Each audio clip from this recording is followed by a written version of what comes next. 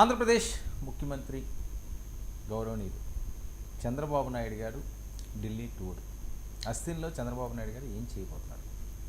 సరే, ముఖ్యమంత్రులు అన్న తర్వాత ఢిల్లీ వెళ్తారు, ప్రధానమంత్రులు కలుస్తారు, హోంమంత్రులు కలుస్తారు, కేంద్ర మంత్రులు కలుస్తారు. కానీ ఆంధ్రప్రదేశ్ పరిస్థితి వేరు. ఆంధ్రప్రదేశ్కి వరాలు కావాలి. హామీలు అయిపోయినాయి, 10 సంవత్సరాలు అయింది హామీలు ఇచ్చి, కానీ అవేవి చాలా వరకు నెరవేరలేదు. సో ఇప్పుడు కీలకమైన పరిస్థితుల్లో ఉంది. సో ఈ టైంలో ఖచ్చితంగా వరాలు తీసుకోవాల్సిన అవసరం ఉంది. చంద్రబాబు నాయుడు గారు మరి మోదీ గారితో అవనివ్వండి, అమిత్ షా గారితో మాట్లాడి ఏ అంశాల మీద ఆంధ్రప్రదేశ్ అభివృద్ధి, ఒక స్వర్ణాంధ్రప్రదేశ్ కళ నెరవేర్చుకునే విధంగా మరి ఇంత పెద్ద ఎత్తున మ్యాండేటరీ ఇచ్చారు కాబట్టి ఆయన ఖచ్చితంగా దాని మీద ఫోకస్ పెట్టాలి. పోలవరం ఏంటో తెలియని పరిస్థితి, అమరావతి రాజధాని అర్థం కాని పరిస్థితి. మరి ఎలాంటి సిచ్యువేషన్లో చంద్రబాబు నాయుడు గారు ఢిల్లీ వెళ్ళి ఏం సాధించుకుంటూ వస్తున్నారు, ఇది కీలకం. మరొక వైపు స్టీల్ ప్లాంట్ని పరిరక్షించడానికి పవన్ కళ్యాణ్ నడుం బిగించారు. ఎందుకంటే ప్రధాని మోదీ గారు పవన్ కళ్యాణ్కి చాలా హై ప్రయారిటీ ఇచ్చేస్తారు, ఆయన చెప్తే ఆగిపోతుంది ఏదన్నా అని చెప్పి ప్రచారం జరుగుతున్న నేపథ్యంలో స్టీల్ ప్లాంట్ కార్మికులు, ఉద్యోగ సంఘ నాయకులందరూ కూడా పవన్ కళ్యాణ్ గారితో కలడం, అక్కడ పరిస్థితిని ఆయనకి చెప్పుకోవడం, తమ బాధని చెప్పుకోవడం. అంటే ఒక స్టీల్ ప్లాంట్ అనే అంశం కాదండి, విశాఖ ఉక్కు పరిశ్రమకు ఒక చరిత్ర ఉంది. సో అలాంటి దాన్ని కాపాడుకోవాలన్నది వాళ్ళ ఆశ. ఎంతోమంది ప్రాణాలకి తెగించి అక్కడ కర్మాగారాన్ని నిర్మించుకున్నారు. ఈరోజు దానికి రెక్కలు వచ్చేస్తాయంటే ఆ సెంటిమెంట్ని ఏ రకంగా పాడు చేస్తారని చెప్పి మరొక అంశం.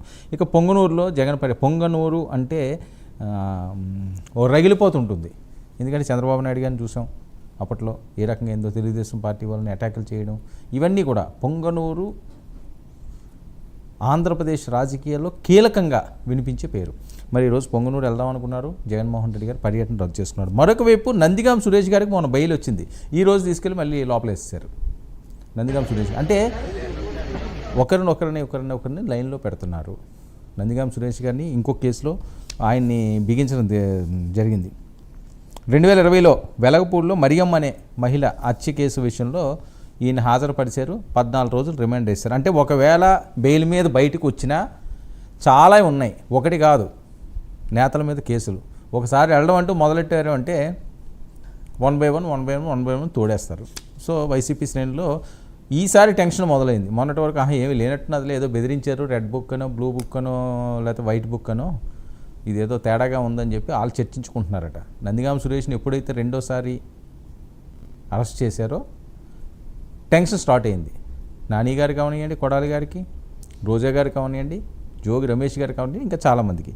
ఇక మరొక అంశం ఏంటంటే పవన్ కళ్యాణ్ గారు జనసేనాని సౌత్పై గురి పెట్టారా? ఎందుకంటే తమిళనాడు విషయంలో, తమిళనాడు అంటే భాష, రజనీకాంత్ గారు తర్వాత విజయన్, వీళ్ళందరికీ కూడా మంచి ఆదరణ ఉన్నది. అయినప్పటికీ కూడా పవన్ కళ్యాణ్ మాట్లాడిన మాటలు ఈరోజు ప్రకంపనలు సృష్టిస్తున్నాయి. అంటే సౌత్ మీద పూర్తి స్థాయిలో, నార్త్లో బీజేపీకి బాగుంది ఖచ్చితంగా చెప్పగలం. సో దానివల్లే వాళ్ళు 2 సార్లు అయ్యారు, హ్యాట్రిక్ కొట్టారు ఇప్పుడు.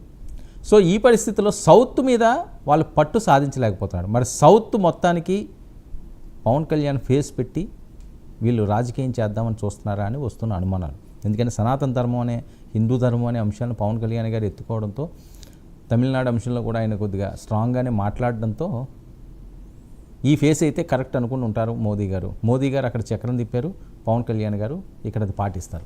ఇవే ఇష్యూస్పై ఈనాడు ప్రైమ్ డిబేట్ కొనసాగిద్దాం. మనతో పాటుగా చర్చలో పాల్గొంటున్నారు రమేష్ గారు, వైసీపీ అధికార ప్రతినిధి, మనతో పాటుగా లైవ్లో అందుబాటులో ఉన్నారు. అలాగే నరసింహప్రసాద్ గారు, టీడీపీ అధికార ప్రతినిధి, సీనియర్ నాయకులు కూడా మనతో పాటుగా లైవ్లో అందుబాటులోకి వచ్చారు. కృష్ణాంజనేయులు గారు, చివరి కృష్ణాంజనేయులు గారు, ప్రముఖ రాజకీయ విశ్లేషకులు కూడా మనతో పాటుగా లైవ్లో జాయిన్ అయ్యారు. మరి కాసేపట్లో శివపార్తి గారు, జనసేన అధికార ప్రతినిధి కూడా మనతో పాటుగా లైవ్లోకి అందుబాటులో ఉన్నారు. ముందుగా రమేష్ గారు.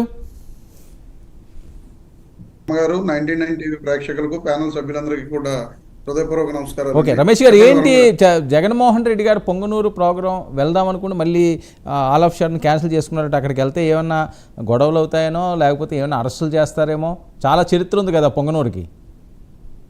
అలాంటి ప్రాబ్లం ఏం కాదండి. జగన్మోహన్ రెడ్డి గారు పొంగనూరు పర్యటనకు వెళ్దాం అనుకున్న ముఖ్య ఉద్దేశం ఏంటంటే, సెప్టెంబర్ 29వ తారీఖున ఇన్సిడెంట్ జరిగినా సరే పెద్దిరెడ్డి రామచంద్రారెడ్డి గారు, మిథున్ రెడ్డి గారు అక్కడికి వెళ్ళే టైంకి కూడా ఆ పాపని ఎవరు చంపారు ఏంటి అనే విషయాల మీద అక్కడ పోలీసులు కానీ ప్రభుత్వం కానీ ఒక నిర్దిష్టమైన దీనికి రాలేకపోయింది. అక్కడ ఎవరిని కూడా అరెస్టులు అనేవి చేయలేకపోయింది. ఆ రోజున పెద్దిరెడ్డి రామచంద్రారెడ్డి గారు కానీ మిథున్ రెడ్డి గారు కానీ 9వ తారీఖున జగన్మోహన్ రెడ్డి గారు వీళ్ళని పరామర్శించడానికి వస్తారు అని చెప్పి ఎందుకు చెప్పాల్సి వచ్చిన పరిస్థితి వచ్చిందంటే, కర్నూలులోని ముచ్చుమర్రి ఇన్సిడెంట్ జరిగినప్పుడు అక్కడ కనీసం ఆ బాలిక చనిపోతే ఈ రోజు కూడా శవం దొరకని పరిస్థితి. ఆ రోజున జగన్మోహన్ రెడ్డి గారు కూడా అక్కడికి వెళ్ళకపోవడం, ప్రభుత్వం మీద ప్రెషర్ లేకపోవడం, దాని కారణంగా ఆ కేసుని వీళ్ళంతా డైల్యూట్ చేసేయడం జరిగింది. కానీ ఎప్పుడైతే జగన్మోహన్ రెడ్డి గారు వస్తారని చెప్పి ప్రకటన చేయడం జరిగిందో, వెంటనే ఈ కేసు విషయంలో అప్పటిదాకా వెళ్ళని అక్కడ పొంగనూరు ఇన్ఛార్జ్ గారు కానీ, అక్కడ లోకల్ మినిస్టర్ గారు కానీ, లేదా రాష్ట్ర మంత్రులు కానీ, హోంమంత్రి గారు కానీ అప్పటి వరకు వెళ్ళా. ఎప్పుడైతే జగన్మోహన్ రెడ్డి గారు పొంగనూరు వస్తారు 9వ తారీఖున అని ప్రకటన చేయడం జరిగిందో, ఆ తెల్లారే వాళ్ళు వెళ్ళి అక్కడ ఇమీడియట్గా అరెస్టులు అన్ని చూపించడం జరిగింది. కాబట్టి జగన్మోహన్ రెడ్డి గారు ఏదైతే ఆశించారో, నేను వెళితే అన్న ఆ కుటుంబానికి న్యాయం జరుగుద్ది, దోషులను వెంటనే పోలీస్ శాఖ వారు పట్టుకుంటారు అని చెప్పి ఏ ఉద్దేశంతో అయితే ఆయన ప్రెజర్ చేద్దామని చెప్పి ఆయన పర్యటన ద్వారా పోలీస్ శాఖ మీద, ఈ రాష్ట్ర ప్రభుత్వం మీద ప్రెజర్ తీసుకొద్దామనే ఉద్దేశంతో ఆయన పర్యటన పెట్టుకోవడం జరిగింది. ఎప్పుడైతే కల్ప్రిట్స్ అరెస్ట్ చేశారో, అరెస్ట్ జరిగిన తర్వాత అంతేగాని పొంగనూరులో వేరే అంశం ఏమీ లేదు. పొంగనూరు అంటేనే ఒక టెర్రర్ కదా ఏపీలో. అలాంటిది ఏమీ లేదండి. ఎందుకంటే ఇప్పుడు పొంగనూరులో గతంలో జరిగిన ఇన్సిడెంట్స్, ఆ తర్వాత మిథున్ రెడ్డి గారు, పెద్దిరెడ్డి రామచంద్రారెడ్డి గారి మీద ఇన్సిడెంట్స్ జరిగిన నిన్న వాళ్ళు వెళ్ళలేదండి, వెళ్ళి పరామర్శించారు కదా. వాళ్ళ కాన్స్టిట్యున్సీలో నన్ను వెళ్ళి మళ్ళీ ఆ బాలిక తల్లిదండ్రులను పరామర్శించడం జరిగింది కదండి. వేరే ఇన్సిడెంట్స్ ఏమీ లేవు. ఖచ్చితంగా 9వ తారీఖున నిజంగా నిన్న రాష్ట్ర ప్రభుత్వం కానీ మంత్రులు కానీ స్పందించకపోయి ఉండుంటే ఖచ్చితంగా జగన్మోహన్ రెడ్డి గారు ఆ పర్యటనకు వెళ్ళడం జరిగేదండి. ఓకే రమేష్ గారు, మరొక అంశం ఏంటి కాదండి, ఇప్పుడు పెద్ద ఎత్తున సోషల్ మీడియాలో వైరల్ అవుతున్న అంశం ఏంటంటే, నందిగాం సురేష్ గారిని మళ్ళీ ఎత్తేసారండి. ఎందుకంటే ఎత్తేసారన్న పదం మీ దగ్గరే బాగా ప్రచురణలోకి వచ్చిందట, అది బాగా వైరల్ అయిందట. అదే భాషని సోషల్ మీడియా కూడా చాలామంది వాడుతున్నారు. నందిగాం సురేష్ను మళ్ళీ ఎత్తేసారటండి. ఏంటి ఇలా విడుదలయ్యారు, ఆయన ఏదో బెయిల్లో వచ్చారని ఊపిరి పీల్చుకోకముందే మళ్ళీ తీసుకెళ్ళి ఇంకో కేసులో పెట్టారు, ఇంకా మొదలైందా మీరు అనుకుంటున్నారు?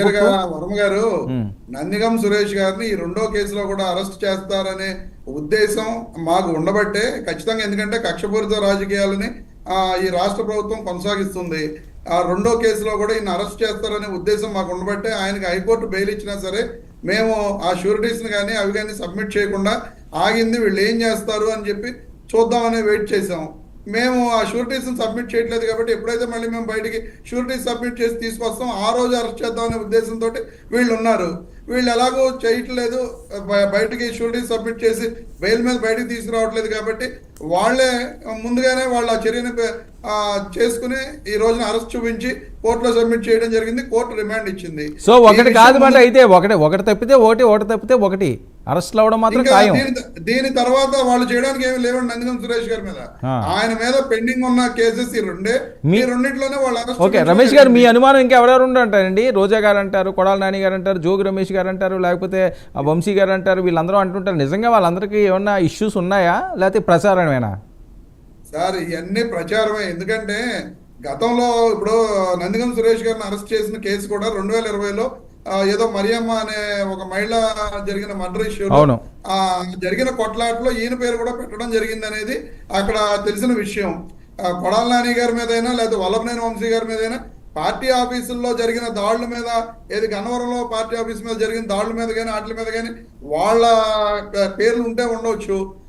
ఇప్పుడు వాళ్ళు కూడా రేపు పొద్దున్న ప్రభుత్వం కుట్రపూరితంగా కక్షపూరితంగా అరెస్టులు చేస్తే చేయొచ్చు. ఎందుకంటే వాళ్ళు ఈ రోజున రెడ్ బుక్ అనేది అమలు చేస్తున్నాం, రెడ్ బుక్ రాజ్యాంగంతో ఈ రాష్ట్రంలో వాళ్ళు నడుస్తున్నప్పుడు ఖచ్చితంగా వాళ్ళు ఆ వేలో వెళ్తారు, ఖచ్చితంగా అరెస్టులు చేస్తారని. ఓకే రోజా గారు ఓకే, వాళ్ళు ఏదో పార్టీ ఆఫీసులు ఈ గొడవలు రోజా గారి మీద చేయడానికి ఏమీ లేదు సార్. ఎందుకంటే ఆవిడ ఎక్కడ అవినీతికి పాల్పడలేదు.